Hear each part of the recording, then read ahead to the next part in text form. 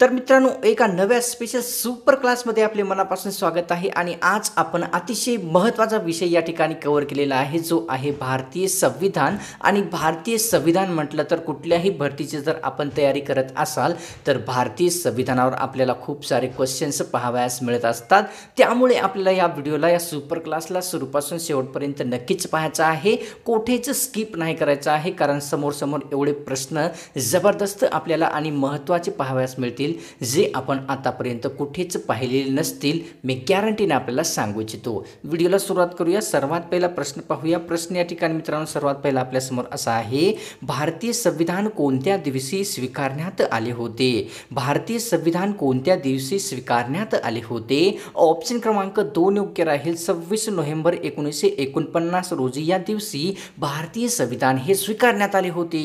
पुढचा प्रश्न, भारतीय संविधान कोणत्या दिवसापासून अंमलात आणले गेले होते? भारतीय संविधान कोणत्या दिवसापासून अंमलात आणले गेले होते? ऑप्शन क्रमांक 4 योग्य राहील. 26 नोव्हेंबर 1950 या रोजी या वर्षी भारतीय संविधान हे अंमलात आणलेले आहे. पुढचा प्रश्न, घटना समितीच्या अध्यक्षपदाकरिता कोणत्या वर्षी निवडणुका घेण्यात आलेल्या होत्या? घटना समितीच्या अध्यक्षपदाकरिता कोणत्या दिवशी, कोणत्या वर्षी निवडणुका घेण्यात आलेल्या होत्या? तर ऑप्शन क्रमांक 1 योग्य राहील. घटना समितीच्या अध्यक्षपदाकरिता 1946 या वर्षी निवडणुका घेण्यात आलेल्या होत्या. पुढचा प्रश्न, घटना समितीचे सर्वात पहिले अधिवेशन कोणत्या ठिकाणी पार पाडलेले गेले आहे ते सांगायचं आहे. घटना समितीचे पहिले अधिवेशन कोणत्या ठिकाणी पार पाडलेले आहे? आणि मित्रांनो, या प्रश्नाचं उत्तर आपल्याला कॉमेंट करून नक्कीच कळवायचं आहे. आणि उत्तर जर आपल्याला येत नसेल तर कॉमेंट सेक्शनला व्हिजिट नक्कीच करायचं आहे. काही हुशार विद्यार्थ्यांनी त्या प्रश्नाचे उत्तर आपल्याला जरूर सांगलेले असते. पुढचा प्रश्न पाहूया. घटना समितीचे हंगामी अध्यक्ष म्हणून कोणाची निवडणूक करण्यात आली होती? घटना समितीचे हंगामी अध्यक्ष म्हणून कोणाची नियुक्ती करण्यात आली होती? ऑप्शन क्रमांक 1 योग्य राहील. सच्चिदानंद सिन्हा या व्यक्तीची घटना समितीचे एक हंगामी व्यक्ती म्हणून निवडणूक करण्यात आलेली होती. पुढचा प्रश्न, 11 डिसेंबर 1946 रोजी घटना समितीचे अध्यक्ष म्हणून कोणाची निवड केलेली आहे ते सांगायचं आहे. 11 डिसेंबर 1946 रोजी घटना समितीचे अध्यक्ष म्हणून कोणाची निवड केली होती? ऑप्शन क्रमांक 2 योग्य राहील. राजेंद्र प्रसाद यांची निवड 11 डिसेंबर 1946 रोजी घटना समितीचे अध्यक्ष म्हणून करण्यात आलेली आहे. पुढचा प्रश्न, घटना समितीच्या एकूण किती उपसमित्या होत्या? घटना समितीच्या एकूण किती उपसमित्या होत्या? ऑप्शन क्रमांक 1 योग्य राहील. घटना समितीच्या एकूण 11 उपसमित्या बनलेल्या होत्या. पुढचा प्रश्न, घटना समितीच्या मसुदा समितीचे अध्यक्ष कोणती व्यक्ती होती? घटना समितीच्या मसुदा समितीचे अध्यक्ष कोणती व्यक्ती होती? ऑप्शन क्रमांक 3 योग्य राहील. घटना समितीच्या मसुदा समितीचे जे अध्यक्ष आहे ते डॉक्टर बाबासाहेब आंबेडकर ही एक व्यक्ती बनलेली होती. पुढचा प्रश्न, घटना समितीचे कामकाज एकूण किती दिवस चालले होते? घटना समितीचे कामकाज एकूण किती दिवस चालले होते? ऑप्शन क्रमांक 1 योग्य राहील. 1082 दिवस एवढे दिवस घटना समितीचे एकूण कामकाज चाललेले आहे. पुढचा प्रश्न, घटना समितीचे एकूण किती अधिवेशन घेण्यात आलेले आहेत? घटना समितीचे एकूण किती अधिवेशन घेण्यात आले किंवा बोलवले होते? ऑप्शन क्रमांक 2 योग्य राहील. घटना समितीचे एकूण 5 अधिवेशन झालेले आहेत. पुढचा प्रश्न, घटना समितीच्या प्रत्येक अधिवेशनामध्ये एकूण किती सदस्याचा समावेश होता? घटना समितीच्या प्रत्येक अधिवेशनामध्ये सुमारे किती सदस्याचा समावेश झाला होता? ऑप्शन क्रमांक 1 योग्य राहील. घटना समितीच्या प्रत्येक अधिवेशनामध्ये सुमारे 7 सदस्य हे समाविष्ट झालेले होते. पुढचा प्रश्न, भारतीय संविधान स्वीकारल्यानंतर त्यावर कोणी स्वाक्षरी केलेली आहे? भारतीय संविधान स्वीकारल्यानंतर त्यावर कोणाची स्वाक्षरी झाली होती? ऑप्शन क्रमांक मित्रांनो 2 योग्य राहील. भारतीय संविधान स्वीकारल्यानंतर डॉक्टर राजेंद्र प्रसाद यांनी त्यावर सही केलेली आहे. पुढचा प्रश्न, सुरुवातीला संविधानामध्ये एकूण किती कलमाचा समावेश करण्यात आला होता? सर्वात पहिले भारतीय संविधानामध्ये एकूण किती कलमाचा समावेश करण्यात आला होता? ऑप्शन क्रमांक 1 योग्य राहील. सर्वात पहिले भारतीय संविधानामध्ये 395 कलमांचा समावेश करण्यात आलेला आहे. पुढचा प्रश्न, संविधानामध्ये सुरुवातीला एकूण किती परिशिष्ट परिशिष्टाचा समावेश होता? भारतीय संविधानामध्ये सुरुवातीला एकूण किती परिशिष्टांचा समावेश होता?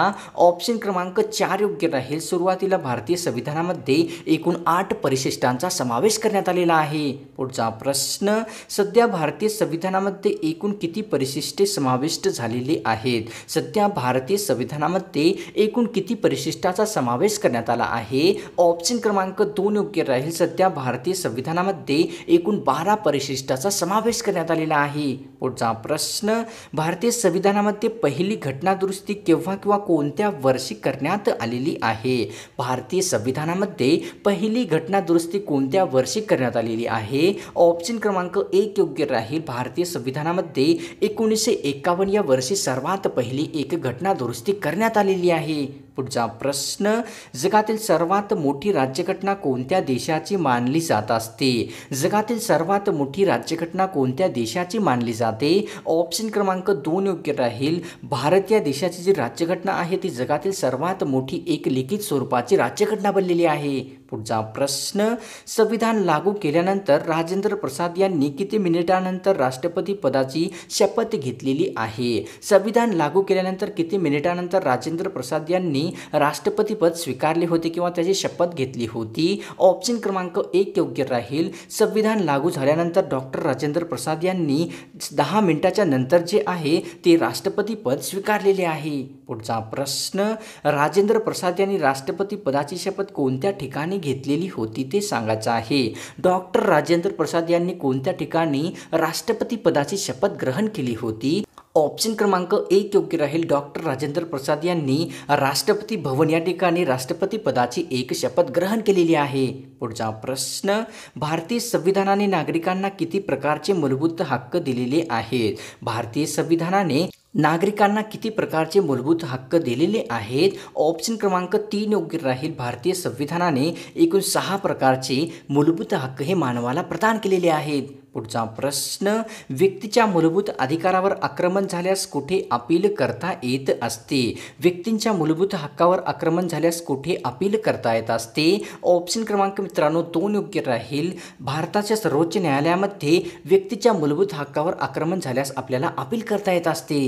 पुढचा प्रश्न, भारतीय संविधानामध्ये मूलभूत हक्कशी संबंधित कोणती कलमे आहेत ते सांगायचं आहे. भारतीय संविधानामध्ये मूलभूत हक्काशी संबंधित कोणते कलमे आहेत? ऑप्शन क्रमांक मित्रांनो या ठिकाणी 1 योग्य राहील. भारतीय संविधानामध्ये 12 ते 35 जे कलमे आहेत ते मूलभूत हक्काशी संबंधित असलेले एक कलमे बनलेले आहेत. पुढचा प्रश्न, या ठिकाणी संपत्तीचा हक्क कोणत्या वर्षी मूलभूत हक्कातून वगळण्यात आलेला आहे? संपत्तीचा हक्क कोणत्या वर्षी मूलभूत हक्कातून वगळण्यात आला आहे? ऑप्शन क्रमांक 1 योग्य राहील. 1978 या वर्षापासून संपत्तीचा जो हक्क आहे तो मूलभूत हक्कातून वगळण्यात आलेला आहे. पुढचा प्रश्न, संपत्तीचा हक्क कोणत्या घटना दुरुस्तीनुसार वगळण्यात आलेला आहे? संपत्तीचा हक्क कोणत्या घटना दुरुस्तीनुसार मूलभूत हक्कातून वगळण्यात आलेला आहे? ऑप्शन क्रमांक 2 योग्य राहील. संपत्तीचा जो हक्क आहे तो 44व्या घटना दुरुस्तीनुसार मूलभूत हक्कामधून वगळण्यात आलेला आहे. पुढचा प्रश्न, संविधानामध्ये पंचवार्षिक योजना ही पद्धत कोणत्या देशाच्या राज्यघटनेमधून घेण्यात आलेली आहे? संविधानामध्ये पंचवार्षिक योजना ही पद्धत कोणत्या देशाकडून किंवा कोणत्या देशाच्या राज्यघटनेतून घेण्यात आलेली आहे?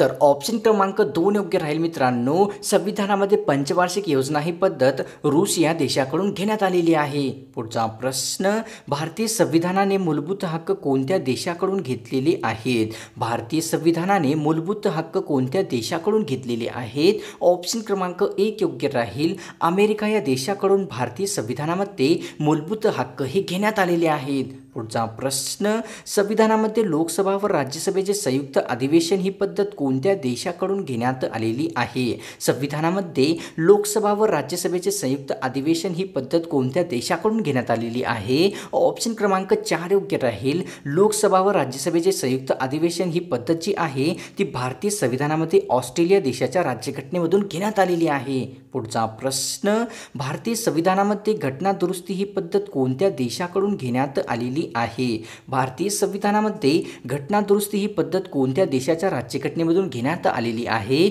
ऑप्शन क्रमांक 1 योग्य राहील. दक्षिण आफ्रिका या देशाच्या राज्यघटनेमधून भारतीय संविधानामध्ये घटना दुरुस्ती ही पद्धत 1 घेण्यात आलेली आहे. पुढचा प्रश्न, भारतीय संविधानामध्ये मार्गदर्शक तत्त्वे कोणत्या देशाच्या राज्यघटनेमधून घेण्यात आलेली आहे? भारतीय संविधानामध्ये मार्गदर्शक तत्वांचा समावेश कोणत्या राज्यघटनेमधून घेण्यात आलेला आहे किंवा केलेला आहे? ऑप्शन क्रमांक 4 योग्य राहील. भारतीय संविधानामध्ये मार्गदर्शक तत्वांचा समावेश आयर्लंड या देशाच्या राज्यघटनेमधून करण्यात आलेला आहे.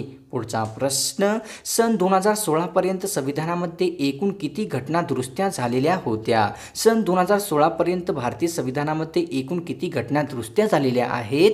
ऑप्शन क्रमांक मित्रांनो या ठिकाणी 1 योग्य राहील. सन 2016 पर्यंत भारतीय राज्यघटनेमध्ये एकूण 92 एवढ्या घटना दुरुस्त्या झालेल्या होत्या. पुढचा प्रश्न, संविधानाने स्वातंत्र्याच्या दिवशी देशाला संबोधित करण्याचा अधिकार कोणाला दिलेला आहे? संविधानाने स्वातंत्र्याच्या दिवशी देशाला संबोधित करण्याचा अधिकार कोणत्या व्यक्तीला दिलेला आहे? ऑप्शन क्रमांक मित्रांनो 2 योग्य राहील. संविधानाने स्वातंत्र्याच्या दिवशी देशाला संबोधित करण्याचा अधिकार भारताचे पंतप्रधान यांना दिलेला आहे. पुढचा प्रश्न, संविधानाने प्रजासत्ताक दिनी देशाला संबोधित करण्याचा अधिकार कोणाला दिलेला आहे? संविधानाने प्रजासत्ताक दिनी देशाला संबोधित करण्याचा अधिकार कोणत्या व्यक्तीकडे दिलेला आहे? तर मित्रांनो या ठिकाणी ऑप्शन क्रमांक 1 योग्य राहील. भारतीय संविधानाने प्रजासत्ताक दिनी राष्ट्रपती यांना देशाला प्रबोधन करण्याचा किंवा मार्गदर्शन देण्याचा एक हक्क बहाल केलेला आहे.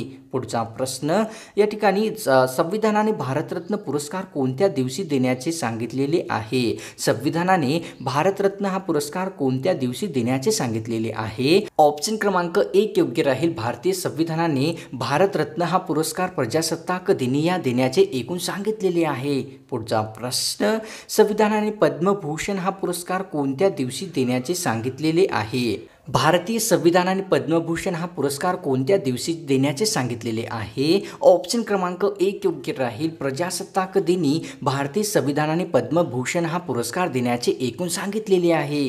पुढचा प्रश्न, जनगण मन हे राष्ट्रगीत म्हणून संविधान स्वीकारण्याच्या किती दिवसापूर्वी स्वीकारण्यात आलेले होते ते सांगायचं आहे. जनगण मन हे राष्ट्रगीत म्हणून संविधान स्वीकारण्याच्या किती दिवसापूर्वी स्वीकारण्यात आले होते? ऑप्शन क्रमांक मित्रांनो या ठिकाणी 3 योग्य राहील. जनगण मन हे राष्ट्रगीत म्हणून संविधान स्वीकारण्याच्या एकूण 2 दिवसाने स्वीकारण्यात आलेले होते. पुढचा प्रश्न, संविधानानुसार खालीलपैकी कोणता एक मूलभूत हक्क नाही आहे ते सांगायचं आहे. संविधानानुसार खालीलपैकी कोणता एक मूलभूत हक्क नाही आहे? ऑप्शन क्रमांक 4 योग्य राहील. संपत्तीचा अधिकार किंवा जो हक्क आहे तो संविधानानुसार मूलभूत हक्क नसलेला एक पर्याय दाखवण्यात आलेला आहे. पुढचा प्रश्न, संविधानाच्या मूळ प्रतीवर एकूण किती सदस्याची स्वाक्षरी झालेली आहे ते सांगायचं आहे. संविधानाच्या मूळ प्रतीवर एकूण किती सदस्याची स्वाक्षरी झालेली आहे? तर ऑप्शन क्रमांक 1 योग्य राहील. संविधानाच्या मूळ प्रतीवर एकूण 284 एवढ्या सदस्याची स्वाक्षरी झालेली आहे. पुढचा प्रश्न, संविधानाच्या कोणत्या कलमाला संविधानाचा आत्मा असे संबोधले जात असते? भारतीय संविधानातील कोणत्या कलमाला संविधानाचा आत्मा असे संबोधले जात असते? ऑप्शन क्रमांक मित्रांनो 1 योग्य राहील. संविधानाच्या कलम 32 या कलमाला भारतीय संविधानाचा एक आत्मा असे संबोधले जात असते. पुढचा प्रश्न, भारतीय संविधानाची उद्देशपत्रिका कोणत्या व्यक्तीने लिहिलेली आहे? भारतीय संविधानाची उद्देशपत्रिका कोणत्या व्यक्तीने लिहिलेली आहे? ऑप्शन क्रमांक 2 योग्य राहील. भारतीय संविधानाची जी उद्देशपत्रिका आहे ती पंडित जवाहरलाल नेहरू यांनी लिहिलेली एक उद्देशपत्रिका बनलेली आहे. पुढचा प्रश्न, भारतीय संविधानामध्ये शेवटची घटना दुरुस्ती कोणत्या वर्षी कोणत्या दिवशी झालेली आहे? भारतीय संविधानामध्ये शेवटची घटना दुरुस्ती कोणत्या वर्षी कोणत्या दिवशी झालेली आहे? ऑप्शन क्रमांक 1 योग्य राहील. 25 जानेवारी 2020 या रोजी या दिवशी भारतीय संविधानामध्ये सर्वात शेवटची एक घटना दुरुस्ती करण्यात आलेली आहे.